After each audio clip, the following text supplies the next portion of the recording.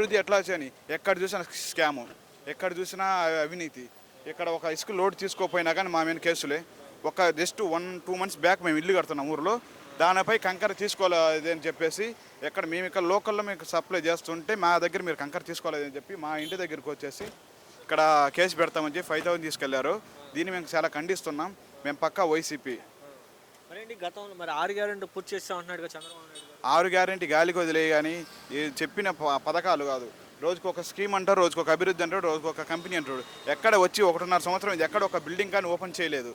ఇంతవరకు మీరు వచ్చేసి మేము 13,00,000 కోట్లు ఈరోజు మేము తెచ్చాము అంటున్నారు. 13,00,000 కోట్లు కదా సార్, 10 కోట్లు బిల్డింగ్, 10 కోట్లు ఒక కంపెనీ ఇంతవరకు ఒక ఓపెన్ చేయలేదు. ఓ సంవత్సరం 18 నెలలు మీరు వచ్చే ఈరోజు ఎక్కడ ఒక బిల్డింగ్ అని ఓపెన్ చేశారా?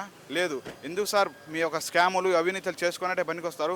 మర్చిపోయి మేము ఒక విశ్వాసం వల్ల జగన్మోహన్ రెడ్డి గారు డబ్బు తిని మేము ఓటేసి మర్చిపోయి చంద్రబాబు ఓటేసాం. ఈరోజు మా చెప్పుతో మేము కొట్టుకోవాలన్నంత విధిగా మీ యొక్క ప్రభుత్వం, కూటమి ప్రభుత్వం వ్యవహరిస్తుంది. దీన్ని చాలా వరకు ఖండిస్తున్నాం.